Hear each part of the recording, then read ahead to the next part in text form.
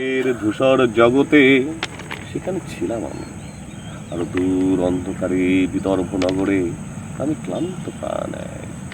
চারিদিকে জীবনের সমুদ্র সফেন, আমারই দুদণ্ড শান্তি দিয়েছিল নাটোরের বনলতা সেন।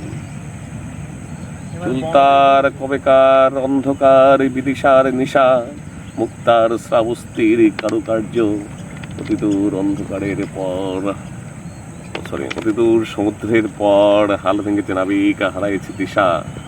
সবুজ ঘাসের দেশ যখন সে চোখে দেখে, তেমনি দেখেছি তারে অন্ধকারে মরেছে সে।